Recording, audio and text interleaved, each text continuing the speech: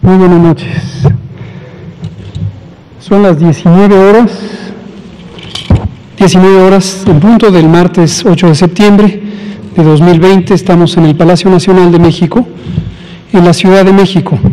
Y vamos a iniciar la conferencia de prensa diaria sobre COVID-19, la pandemia causada por el nuevo coronavirus SARS-CoV-2. Hoy tenemos un breve informe técnico, después de que en la mañana tuvimos un largo informe técnico y detallado. Y vamos a tener más tiempo para preguntas y respuestas. Entonces le pido atentamente al doctor José Luis Salomía, director general de epidemiología, si presenta el informe técnico y procedemos. Con mucho gusto, señor subsecretario. Muy buenas tardes con todas y con todos. De manera especial, lógicamente, con la población que nos hace el favor de sintonizar esta hora y enterarse, actualizarse de la situación de cómo se está comportando la epidemia de COVID-19 en México. Estamos en la conferencia vespertina ya número 193, día número 101 de esta nueva normalidad. Siempre recalcamos el llamado a la población con la operación del semáforo de riesgo COVID, que se está realizando de manera regional en cada una de las entidades federativas, estar por favor muy atentos y atender las instrucciones, intervenciones, diferentes tipos de acciones que están realizando sus autoridades locales, tanto en el nivel estatal como en el nivel municipal, porque de seguro todas ellas van encaminadas a poder limitar la transmisión comunitaria de la enfermedad. Veamos la actualización de las cifras nacionales para esta noche. Tenemos aquí la representación de nuestra curva epidémica de todas las personas que han presentado signos y síntomas de la enfermedad, independientemente del resultado. Ahí podemos ver graficada en las barras, son 3 colores para cada una de las barras, están distribuidas por semana epidemiológica y la última semana que se presenta, aunque no está apareciendo el numerito, es la 35. Podemos ver esta disminución que tuvimos a partir de la semana 30 en la totalidad de los casos sospechosos, decíamos independientemente de su resultado, que se llevó a cabo por 3 semanas consecutivas hasta la 32, luego tuvimos un incremento en la 33, 34 y volvemos a tener hasta el momento una nueva disminución en la semana 35, esto cuando consideramos el total de las personas que han sido ingresadas a protocolo de estudio, esto es 1.450.397 personas. Sin embargo, de estas ya 727.817, prácticamente el 50%, han salido negativas a la prueba confirmatoria, es decir, no se identificó la presencia del virus SARS-CoV-2 en sus vías respiratorias, por lo tanto representan los casos negativos y están graficadas en las barras de color morado. Así también, y para el día de hoy, actualizamos la cantidad de personas que sí dieron positivo a la prueba y por lo tanto son los casos acumulados hasta el momento de toda la epidemia en México desde el 27 de febrero de este año, que son 642.860. El porcentaje de positividad que vemos, sí ha mantenido, independientemente de la cantidad de personas que han sido identificadas como casos sospechosos, el porcentaje de positividad sí, desde la semana 30, evidencia una tendencia descendente, la cual se ha mantenido e inclusive se ha acentuado esta disminución en las últimas 2 semanas, de la 34 a la 35, siendo el día de hoy 41%, luego que habíamos cerrado la semana pasada en un 44%. Veamos la siguiente diapositiva, son los casos estimados, es decir, todos los confirmados a los cuales le sumamos los que tienen aún un resultado pendiente de laboratorio, multiplicados por el porcentaje de positividad semanal, y nos dan 676.212 personas que pudieran considerarse ya como casos de COVID-19 en México. Vemos también el comportamiento de la epidemia en relación a estos casos estimados en México y lógicamente vemos también las tendencias. Continuamos con una tendencia descendente de la semana 34 a la 35 con un menos 11%. Ya hemos visto cómo en semanas anteriores esta disminución puede a su vez disminuir o convertirse en un número cercano a la meseta o a la positividad. En lo que vamos de la semana todavía es una reducción bastante importante, menos 11%, sobre todo porque hay que considerar que esto es las sumas y las restas, es decir, el resultado de las 32 epidemias que están ocurriendo en cada una de las entidades federativas. 451.159 también son las personas que ya se han recuperado.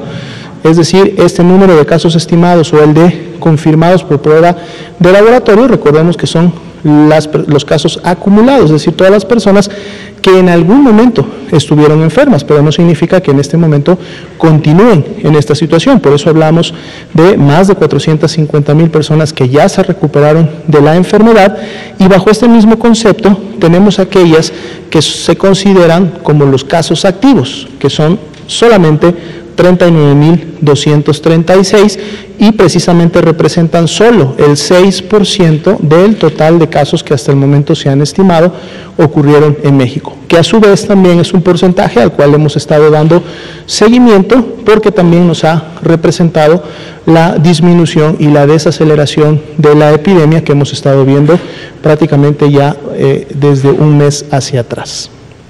Veamos la siguiente diapositiva. Tenemos la actualización de la ocupación y disponibilidad hospitalaria, es similar a la del día de ayer, no hemos tenido prácticamente variaciones importantes, continúan 21.158 camas generales disponibles para los pacientes graves o que presentan signos de alarma y requieren por lo tanto ingresar sobre todo para una oxigenoterapia temprana que les permita en su momento prevenir complicaciones. Por eso es importante que las personas que inician con signos y síntomas en su domicilio y detectan la presencia de uno de estos signos de alarma deben inmediatamente acudir a una valoración en una unidad médica. Si estos signos de alarma incluyen la dificultad respiratoria, el dolor de pecho, la fiebre constante y prolongada, es preferible que lo hagan directamente en un servicio de urgencias en un segundo o tercer nivel de atención para que rápidamente puedan ocupar una de estas camas que está disponible y entonces poder acceder de manera oportuna al tratamiento.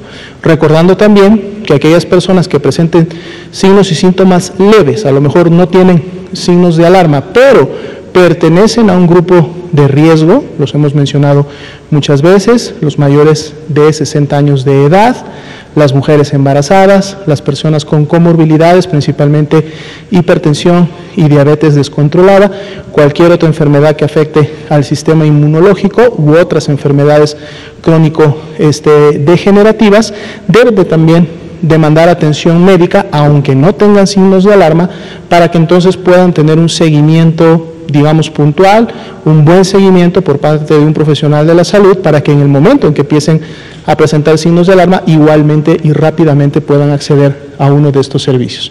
Veamos la siguiente y última diapositiva del escenario nacional. Continuamos con solo el 28% de las camas con ventilador ocupadas a nivel nacional y ya veíamos desde hace algunos días que más de la mitad de las camas están disponibles en todas y cada una de las entidades federativas, y esto también ha representado un indicador en función de la menor carga de hospitalización, tanto la anterior como las camas con ventilador, de la disminución en la intensidad y sobre todo en la afectación de gravedad que la epidemia está produciendo en México. Sería la actualización para esta noche.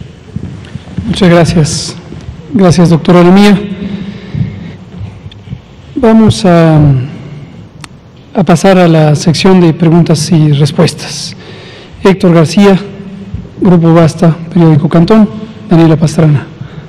Ustedes, todos, hoy hay tiempo para todo.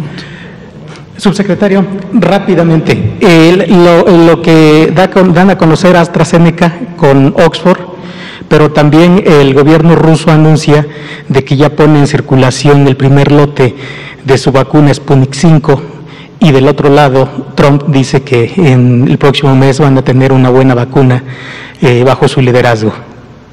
Platícanos sobre eso, por favor. Con gusto. Pongamos en contexto: vacuna contra el SARS-CoV-2, vacuna que proteja contra la infección por SARS-CoV-2 o contra la enfermedad COVID-19. Como hemos relatado en varias ocasiones, esta misma mañana también lo comentamos en la conferencia matutina, existen 143 productos candidatos a ser vacunas que protejan contra la infección por SARS-CoV-2 o contra la enfermedad COVID-19, y están en distintas etapas de desarrollo, desde las que son literalmente pruebas de concepto, son solamente experimentos de ciencia básica, hasta las que se encuentran en alguna de las etapas de la investigación clínica. La investigación clínica se considera el momento en que ya se pasa de la experimentación en animales de laboratorio y se empieza a hacer pruebas en humanos. Clásicamente la investigación clínica se divide en 4 etapas. La primera, se enumeran así, etapa 1, 2, 3 y 4. La primera tiene como razón principal, como preguntas de investigación, el mostrar la seguridad de los productos candidato. Estas etapas son indistintas para la investigación en vacunas como para la investigación en productos farmacéuticos, incluso en dispositivos médicos, con pequeñas variaciones, desde luego. Entonces, la etapa 1, o la fase 1, fases se llaman seguridad, es el propósito principal, y generalmente se reclutan siempre, en todas las condiciones, personas voluntarias que, con un conocimiento detallado de los riesgos, de los beneficios que pudiera tener para el conocimiento científico y la humanidad, aceptan voluntariamente participar en este tipo de estudios. Entonces, la etapa 1, seguridad, y generalmente se reclutan una decena, vamos a decir 10, 12, 15 personas que participan en el estudio. La fase 2 tiene nuevamente como un propósito evaluar la seguridad, pero además los indicadores de eficacia que son indirectos. Por ejemplo, para el caso de una vacuna, la generación de anticuerpos, las variantes de la respuesta inmune en términos de la respuesta celular, la respuesta humoral, el tiempo en que aparecen los anticuerpos, etcétera, etcétera. Generalmente en estos estudios de fase 2 se incluyen ya centenas de sujetos, igualmente sujetos voluntarios, generalmente sanos y nunca pertenecientes a minorías étnicas, sociales, raciales o personas que puedan estar en desventaja, ni personas que puedan tener una susceptibilidad aumentada a cualquier nuevo producto. Y la fase 3 es un punto determinante, porque la fase 3 incluye ya millares, posiblemente decenas de millares, 10,000, 20,000, 30,000 o más sujetos voluntarios que participen en los estudios. En general, estas fases 1, 2 y 3, la fase 1 no necesariamente es una fase comparativa, pero las fases 2 y 3 suelen ser estudios con un diseño comparativo. ¿Esto qué quiere decir? Se utiliza el producto candidato a ser, en este caso, una vacuna, y se utiliza algo que en la investigación clínica le llamamos placebo, y también en la medicina clínica. Placebo es una sustancia que se conoce no puede producir el efecto buscado para la vacuna candidato, pero que permite tener un grupo de comparación que tenga características muy semejantes de edad, de antecedentes, de historia de exposición, posiblemente, cuando es el caso, de comorbilidades, etcétera, etcétera. Y en un diseño clásico de estos ensayos o estudios de la fase 3 es el ensayo clínico aleatorio o de asignación aleatoria de tratamientos, en donde se reclutan a los sujetos voluntarios y se les asigna por un mecanismo aleatorio, un mecanismo de probabilidad, si le va a tocar que se le administre la vacuna o el placebo. Clásicamente el placebo es una sustancia completamente inerte, por ejemplo, solución salina.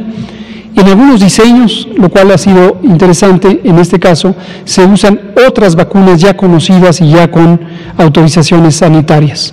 Por ejemplo, la vacuna contra el neumococo, para poder comparar, dado que La solución inyectable, el agua inyectable, no produce generalmente reacciones en el sitio de inyección y se espera que en general las vacunas pueden causar cierta reacción y es importante compararlo en una condición semejante. ¿Cómo se analizan los resultados de un ensayo clínico? Esta es una consideración general, desde luego no entraré en detalles metodológicos, pero lo que se compara es qué porcentaje de aquellas personas que fueron inyectadas con la vacuna presentan el efecto buscado, en este caso para la fase 3, ya es el efecto final buscado, que es la protección contra la infección, o la protección contra la enfermedad, o la protección contra la enfermedad grave, o la interrupción de la propagación del virus a partir de una persona, aun cuando fuera infectada. Por mencionar 4 de los objetivos característicos de las vacunas. Se estima el porcentaje por cada 100 personas en quienes fueron vacunadas con la vacuna candidato, cuántas tuvieron la protección, y se compara con un porcentaje de la misma protección en personas que recibieron el placebo. Hay una medida de eficacia, que es la diferencia de estos porcentajes, dividida entre el porcentaje en el grupo placebo, el grupo control. Eso para familiarizar a toda la población que nos escucha con el diseño clásico de los ensayos clínicos. Es deseable que los estudios se hagan en varios sitios, en varios países, al mismo tiempo, para tener poblaciones de estudio que tienen características diferentes, no solamente en condiciones genéticas, culturales, sociales, nutricionales, sino en términos de la probabilidad de que tengan una exposición de interés, en este caso, desafortunadamente, la epidemia de SARS-CoV-2, causante de COVID-19. Hay una cuarta fase de la investigación clínica, que se llama así, fase 4. Una vez que se pasan todas estas pruebas, ahorita me regresaré a la fase 3, y se le confiere una licencia para producción, venta, uso. En México a eso le llamamos autorización sanitaria. Entonces se empieza a utilizar el producto ya en condiciones normales de operación y quizá lo van a usar miles, decenas de miles, centenas de miles o millones de personas, y esto lo que permite es analizar las posibles reacciones secundarias que tuviera un producto una vez que está en condiciones de uso habitual. ¿Por qué es importante la fase 4?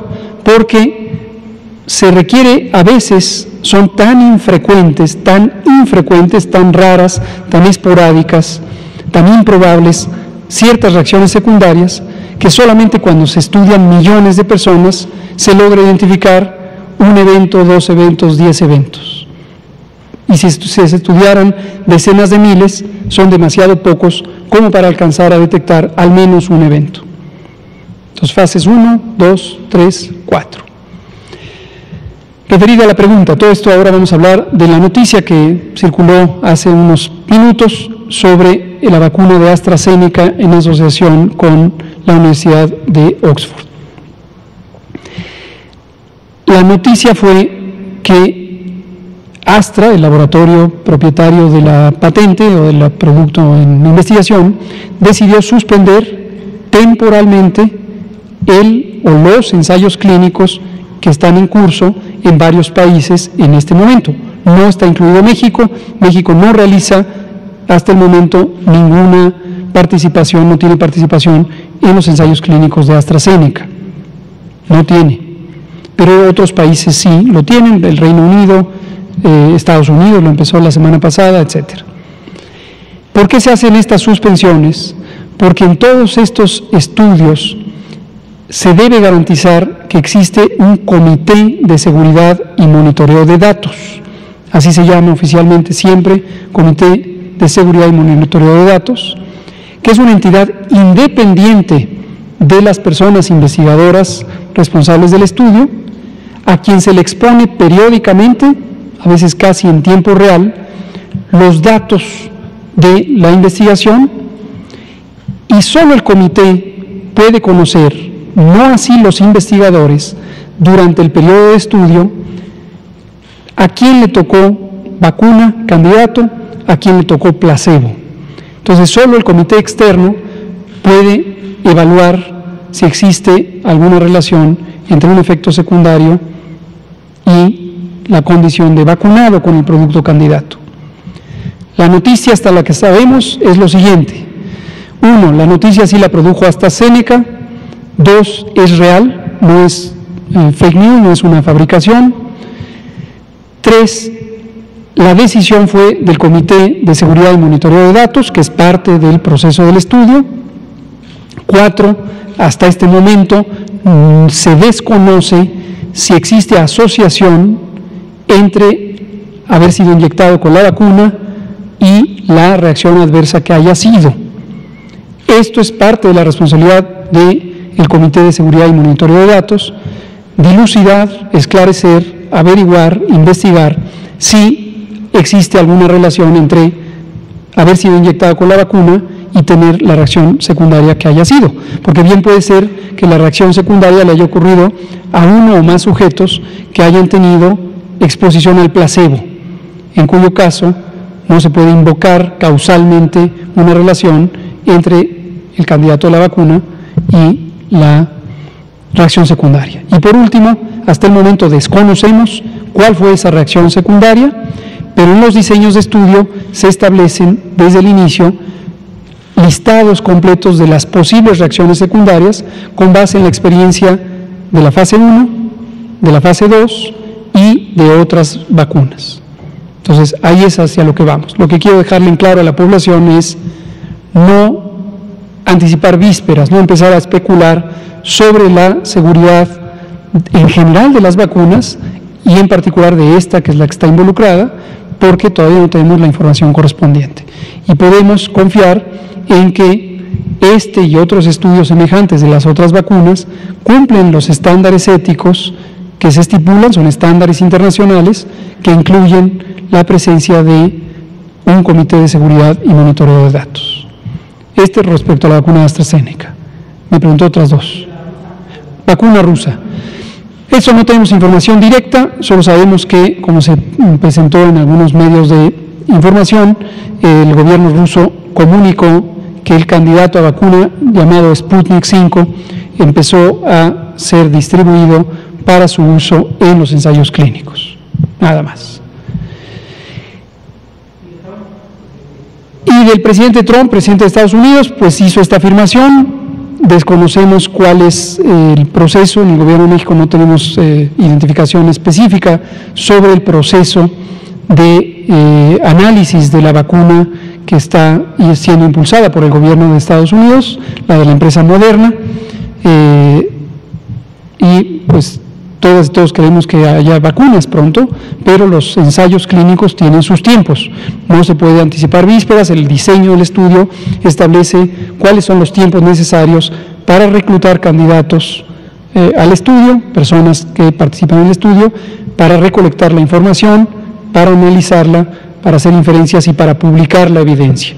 Y aquí aprovecho para comentar, en México y en el mundo es también un estándar que ninguna vacuna puede ser adoptada hasta que se tienen resultados satisfactorios publicados de los ensayos clínicos fase 3. Fase 3.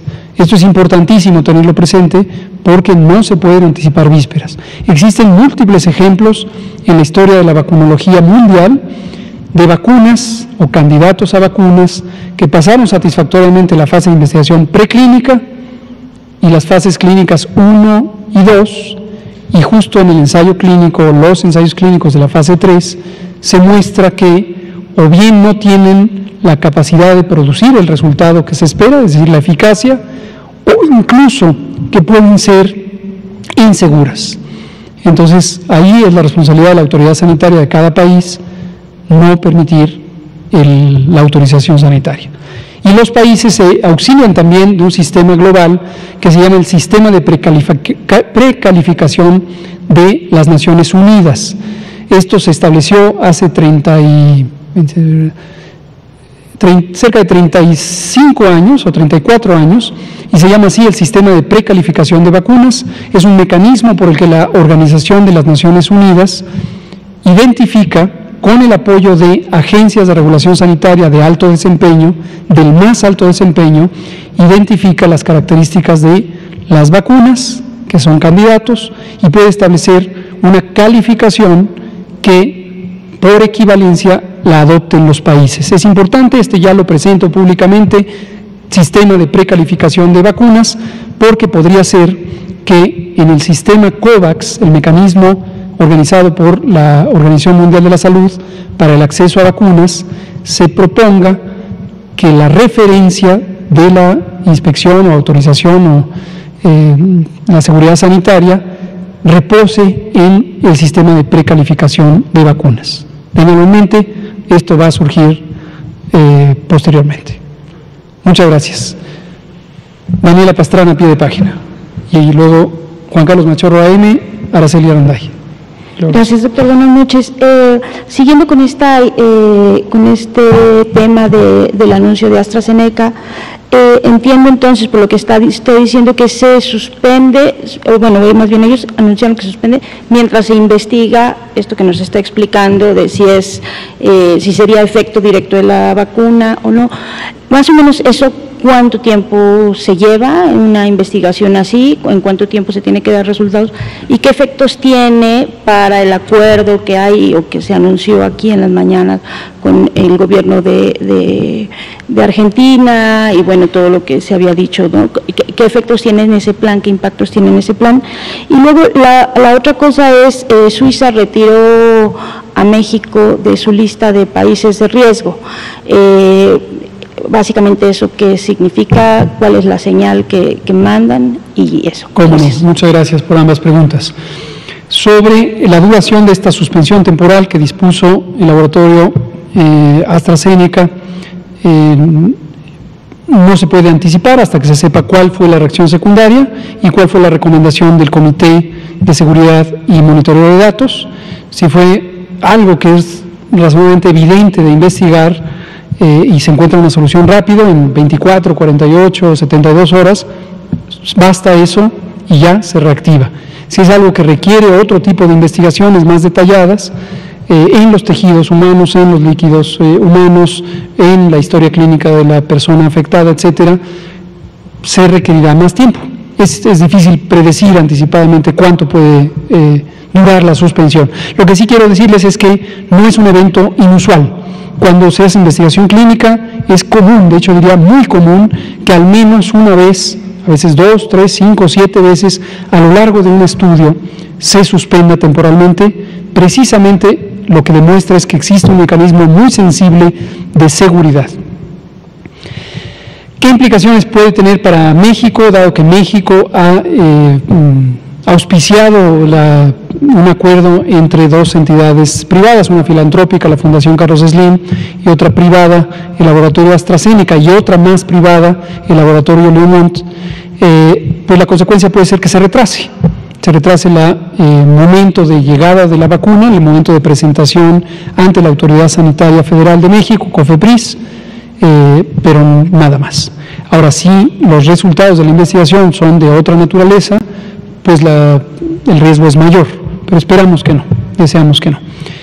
Sobre la noticia que considero positiva de que el gobierno suizo retiró a Bélgica y a México la regla de que tenían que ser de especial cuidado respecto a COVID, lo único que nos da gusto, porque obviamente tiene implicaciones en facilitar el tránsito de personas mexicanas hacia Suiza, y es consecuencia de que la epidemia en México, como lo mostré detalladamente esta mañana, va en descenso.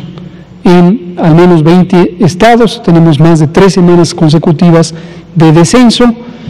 En total son, excepto 4 estados, los que están en una fase de descenso de alguna magnitud o alguna duración. Hace varias semanas, algunos países europeos hicieron lo contrario respecto a México y varios otros países que dijeron: le pido que a los pasajeros provenientes de estos países, incluido México, no pueden pasar porque consideramos a México muy afectado. Lo comento porque me llamó la atención que en un momento varios de los opinadores de este grupo de la burbuja lo tomaron como algo catastrófico, terrible. ¿Cómo es posible? Qué vergüenza que México entre en una lista de restricción respecto a COVID-19. No tiene la menor importancia, porque en el momento estábamos con transmisión activa. Espero que hoy se pronuncien con regocijo por el hecho de que México, como ya va con un periodo prolongado de control de la epidemia, empieza a ser retirado de estas listas de países en los que hay que tener la precaución. Gracias, Daniela. Juan Carlos Machorro, AM Noticias de Querétaro. Gracias. Sí, buenas noches, doctor. Juan Carlos de AM de Querétaro. Doctor, esta mañana, y ahorita comentó rapidísimo el tema, hizo un desglose de los estados, más o menos cómo van, y algunos de los estados que usted mencionó que pues están no disminuyendo, sino creciendo. Esto hace que en octubre pues el país no va a estar verde totalmente. Estos estados que no están, en el buen sentido, no cumpliendo, ha hablado con los secretarios de salud estatales, con los gobernadores, o sea, ¿qué es lo que está pasando? Que no están controlando su línea de contagios, y pues visualiza usted que sí, que va a ser un país pintado diferente en octubre. Y rapidísimo, una segunda pregunta, si me permite. Pues la Liga Mexicana de Fútbol Profesional habla que se va a acercar con la Secretaría de Salud, no sé si ya buscaron una cita con usted, piensan ellos que estando en octubre en verde, se va a permitir, o quieren que se les permita 30% de capacidad en los estadios, pues con aficionados. ¿Esto sí sería factible en verde? O sea, ¿ve usted que en color verde sí se pueda permitir un evento masivo, aunque estén separados en un estadio, 30% de su capacidad? ¿O cómo visualiza usted que, aunque esté en verde, un evento masivo, pues literal, no va a ser permitido? Gracias. Gracias, Juan Carlos. Me empiezo con la última pregunta. Sí, efectivamente, en el semáforo verde, dadas las características que definen al estado del semáforo verde, hay una muy razonable seguridad sanitaria, y eso incluye que se podrán abrir, cuando se esté en verde, las escuelas y también las actividades masivas con aforo restringido. Eso incluirá las actividades deportivas, incluyendo el fútbol. Si se llega al semáforo en verde, o cuando se llegue al semáforo en verde. No tengo conocimiento que nos hayan contactado ya, a reserva de que al doctor Ricardo Cortés lo hayan contactado. Él es nuestro punto focal, el doctor Ricardo Cortés, director de Promoción de la Salud, nuestro punto focal para el ámbito deportivo y otros ámbitos.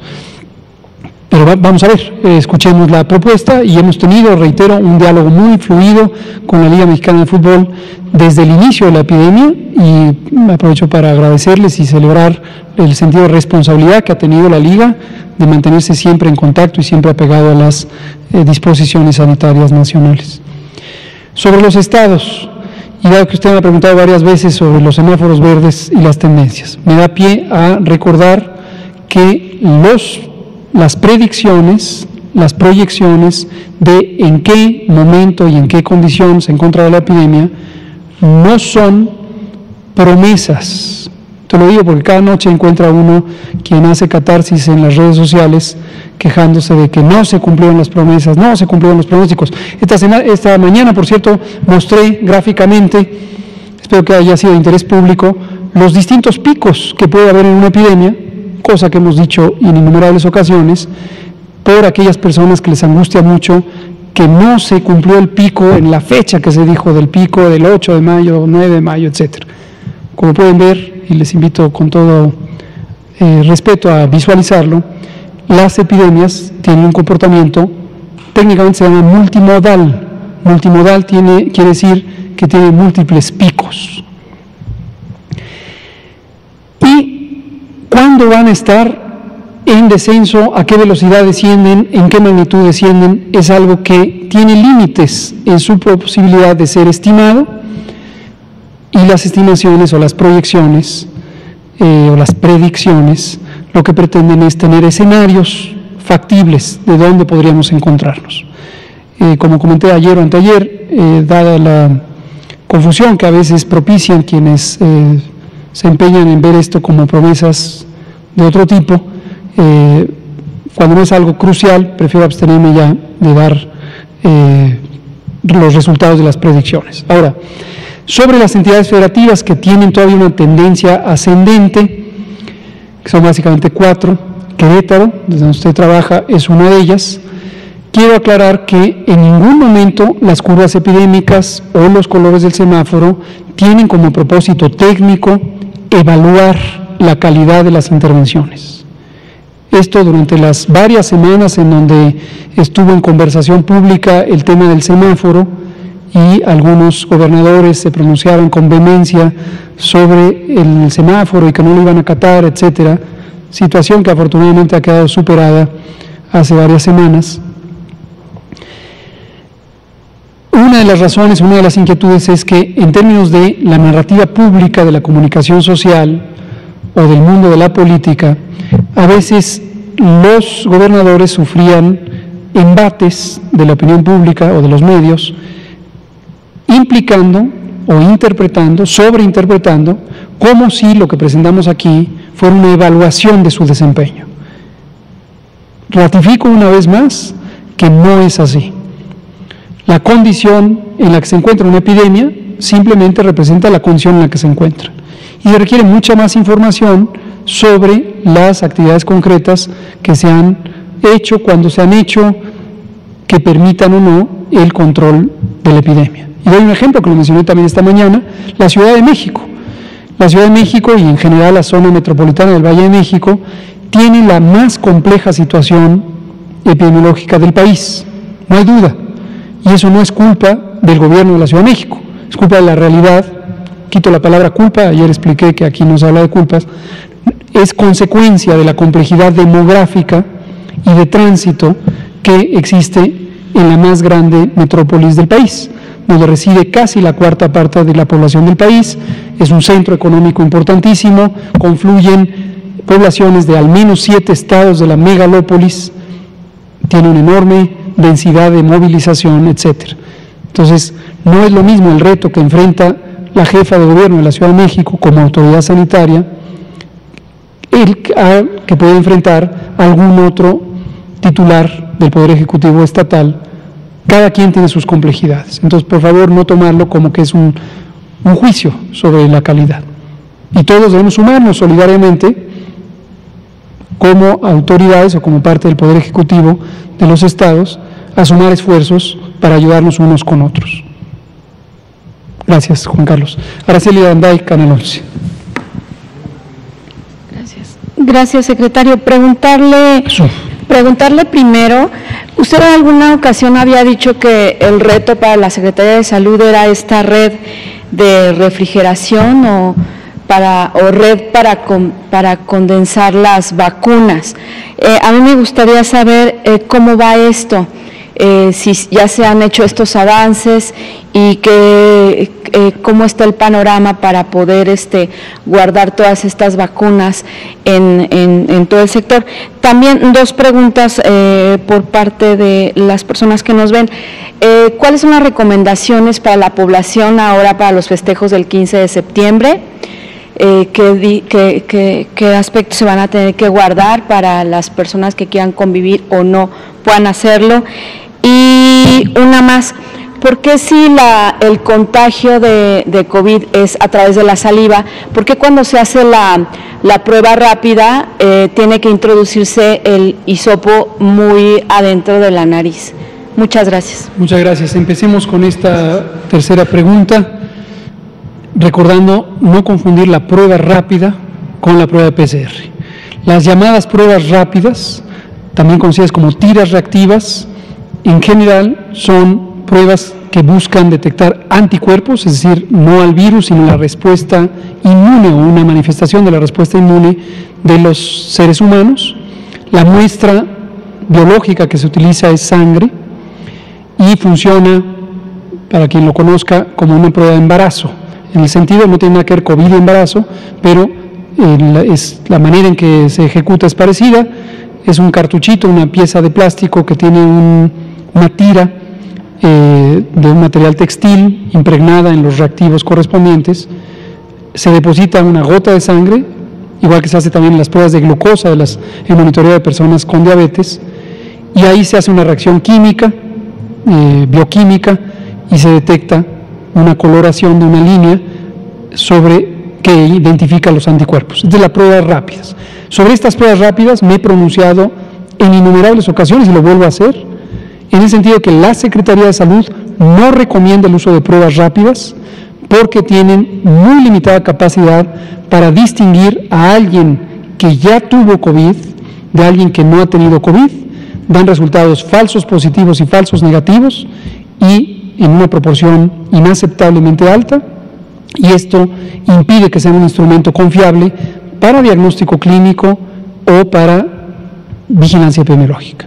Esas son las pruebas rápidas.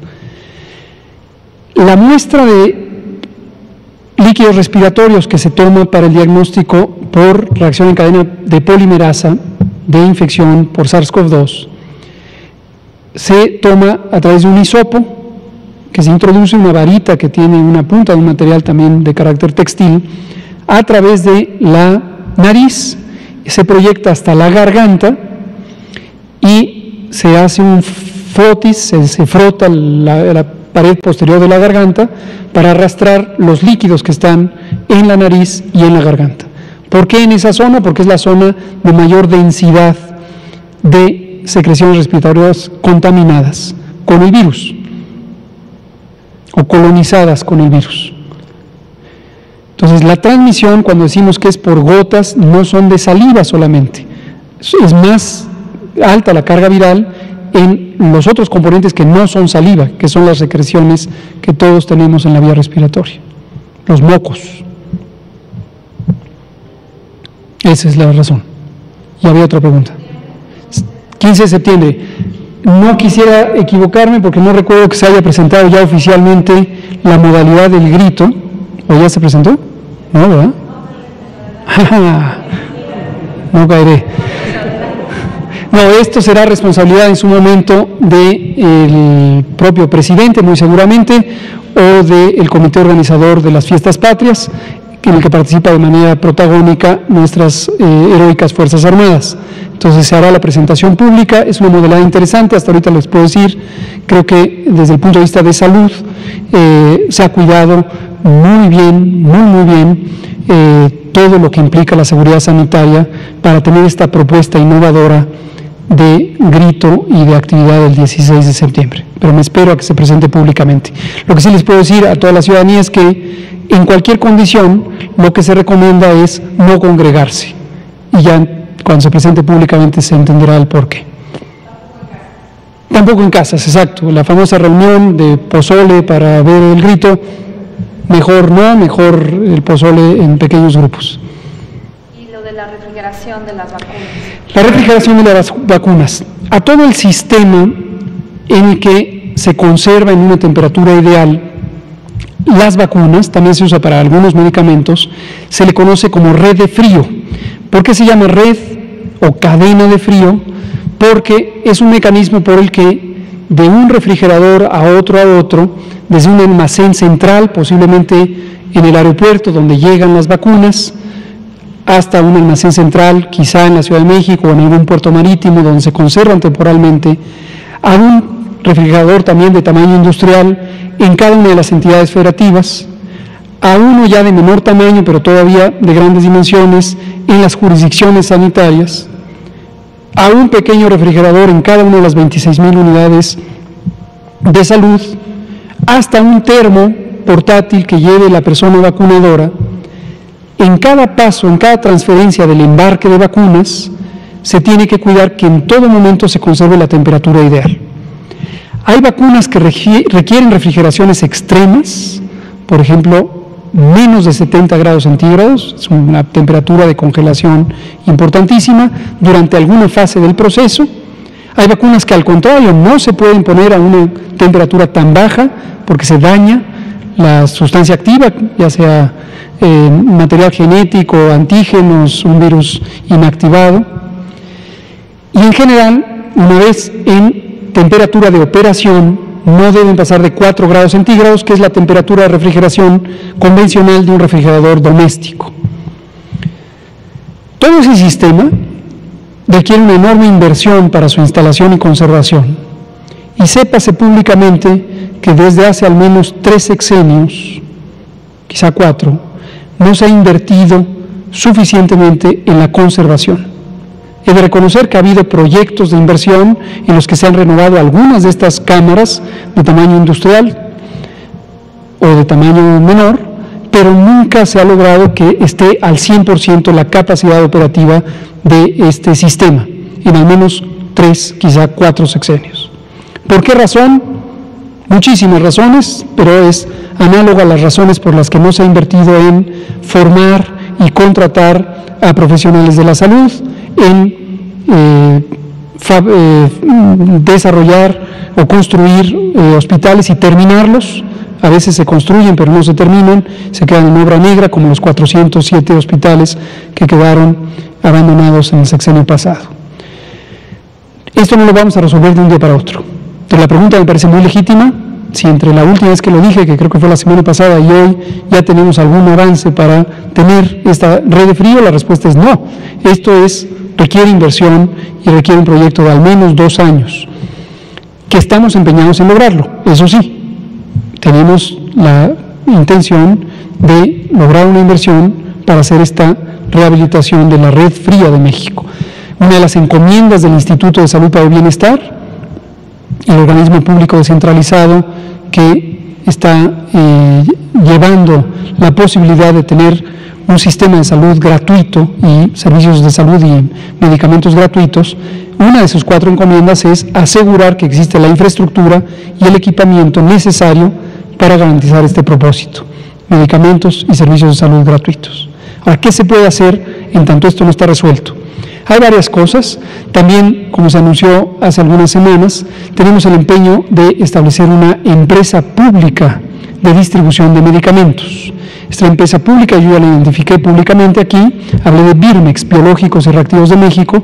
Es una empresa paraestatal, prácticamente 100% propiedad de la nación, propiedad del Estado mexicano, y lo que se pretende es que esta empresa se transforme. Anteriormente en una fábrica de vacunas, hace muchos años que dejó de serlo, y la última vacuna que fabricaba, que era la vacuna contra la polio, ya no se va a usar en el mundo. La polio oral, la de las gotitas, la vacuna Sabin, se deja de usar este año en México. Entonces, la única vacuna que producía Birmex ya no la va a tener que producir. Por lo tanto, hay que darle un buen uso a Birmex. Birmex está en otras partes, enfrente ahí de su trabajo, en la zona del Politécnico, en la prolongación Carpio.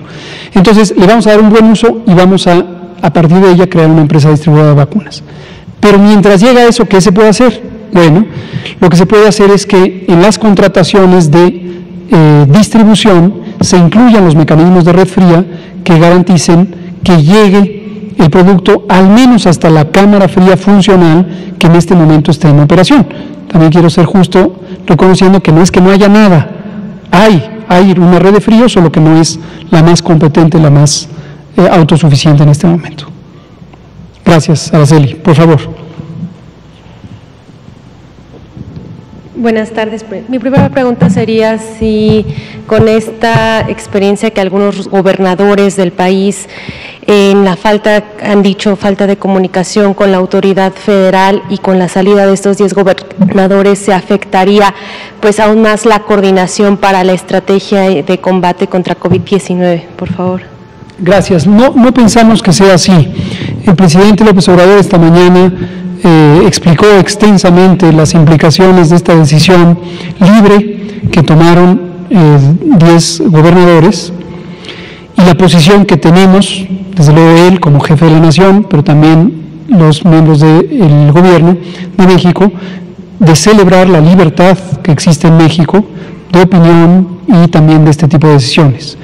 La Conferencia Nacional de Gobernadores, CONAGO, no es un organismo del Estado, no es un organismo de gobierno, es una asociación que por libre voluntad establecieron hace varios años los que eran gobernadores y gobernadoras del momento. Creo que no había gobernadoras en ese momento. Y Hoy 10 de ellos deciden libremente tomar una decisión que sin duda les corresponde como titulares del Poder Ejecutivo de sus estados. Desconozco si consultaron a la ciudadanía de sus estados sobre las implicaciones que esto puede tener. Desconozco si es así, pero tomaron una decisión que supongo les corresponde o que tienen las facultades para tomarla, en la medida que es un mecanismo de asociación libre. ¿Eso les cambia la perspectiva respecto a la relación con el Gobierno de México? No, de ninguna manera, de ninguna manera. La relación entre los poderes ejecutivos estatales, o los gobiernos en su conjunto estatales, y el Gobierno nacional está establecida en primera instancia en la Constitución de la República, la Constitución de los Estados Unidos Mexicanos, y las leyes que de ellas emanan. Y todos y cada uno de ellos, al tomar posesión, juraron cumplir y hacer cumplir tanto lo que les corresponde de la Constitución de la República como la Constitución del Estado, como las leyes que emanan de cada una de las respectivas constituciones. Entonces, sus obligaciones siguen siendo las mismas. Quiero decir además con el mayor entusiasmo que yo encuentro en los 32 mandatarios y mandatarias estatales siempre una actitud de responsabilidad. Los 32, Y a lo largo de la oportunidad que hemos tenido de convivir con ellos y ellas en la materia de salud y específicamente en el manejo de la epidemia, la verdad es que nos llevamos muy gratas impresiones y memoria de este proceso de diálogo. Entonces no dudo que aunque ellos, los 10 que se retiraron de CONAGO, ya no concurran en las sesiones CONAGO, mañana tenemos precisamente una sesión que convoca la Secretaría de Gobernación para discutir varios temas. Habrá otros mecanismos de comunicación directa, y los tenemos. Y hablaba de implicaciones, ¿qué implicaciones podría tener? No he hablado de implicaciones, no creo que tenga ninguna implicación. Hablaba usted de que habría algunas implicaciones, por eso le preguntaba, ¿qué implicaciones podría tener con la autoridad sanitaria en específico que le corresponde? Si no me expresé, gracias por la oportunidad de aclararlo, yo no veo implicación ninguna. ¿Por qué razón? Porque la relación de los poderes ejecutivos estatales con el Poder Ejecutivo y en general de los gobiernos en su conjunto estatales con el gobierno en su conjunto federal, la establecen las leyes. No tiene nada que ver con pertenecer o no a una asociación de gobernadores. Nada. Las obligaciones son las mismas, las facultades son las mismas, entonces yo no le veo implicaciones. En el campo que me corresponde o nos corresponde al equipo de salud, no veo que vaya a afectar la dinámica de trabajo y celebro para las 32 entidades federativas que tengan titulares del Poder Ejecutivo, gobernadores, gobernadoras, la jefa de gobierno, con una actitud tan propositiva y tan responsable sobre la salud en sus estados. Y por último, sobre el proyecto de presupuesto que hoy se envía a la Secretaría de Hacienda, su opinión respecto a lo que se le está otorgando a la Secretaría de Salud. Todavía no lo analizamos, apenas lo recibimos por vía extraoficial hace unos minutos, pero lo vamos a estar analizando. En general, en el paquete que se envió, identificamos que se envió la propuesta presupuestal que en su momento hizo la Secretaría de Salud, a partir de su unidad de Administración y Finanzas, que llegó a Hacienda, a la unidad correspondiente de Política Fiscal, Política Presupuestal, y que fue la que el secretario Arturo Herrera presentó ante el Congreso. Pero hay que esperar a ver cuál es la dinámica de deliberación soberana que tendrá la Cámara de Diputados, quien tiene la facultad de hacer contrapropuestas o modificaciones al proyecto de presupuesto de egresos de la Federación. Muchas gracias. Por favor.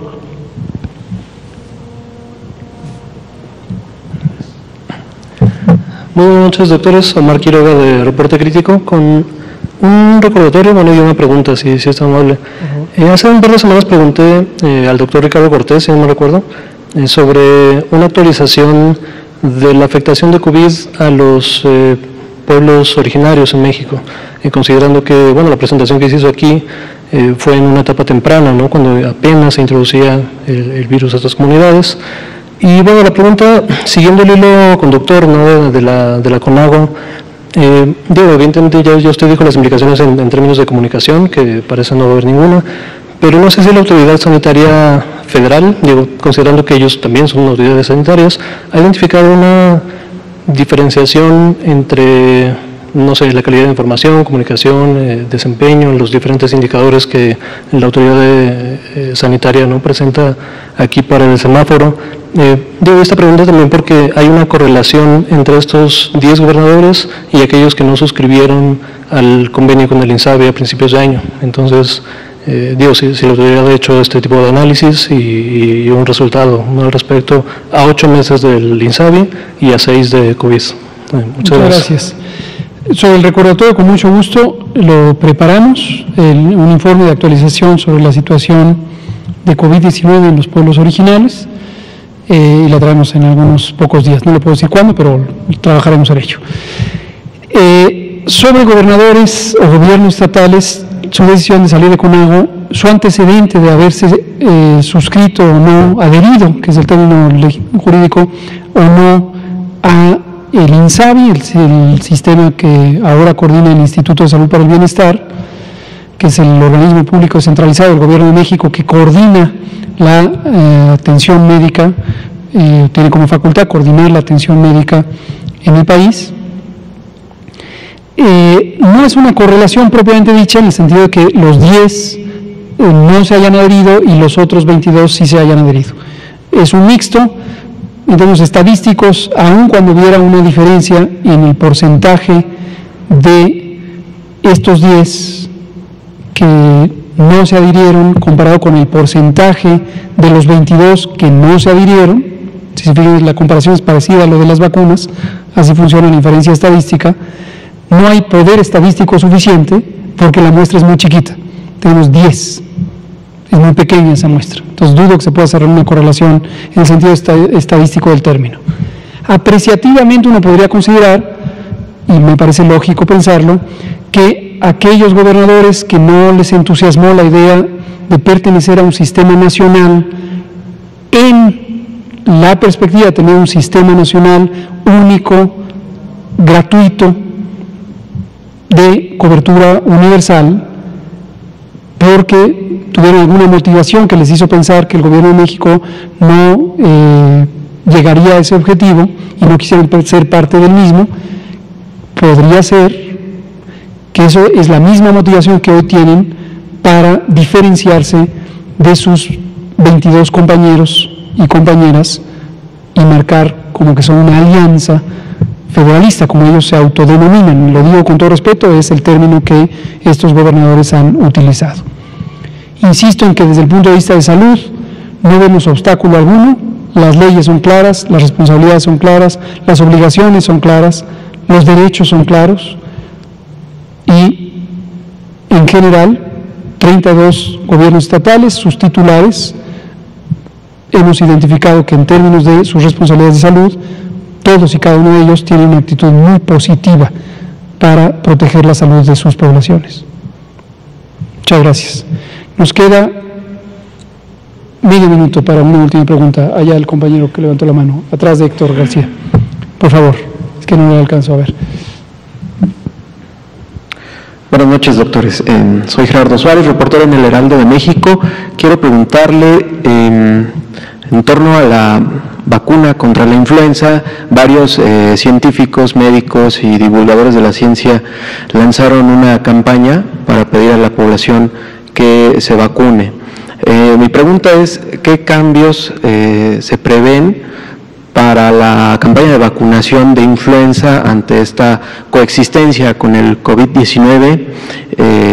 Y bueno, pues, ¿qué se está previendo debido a esta coexistencia? Porque ya habían dicho una cifra de las vacunas que se han comprado, 35 millones.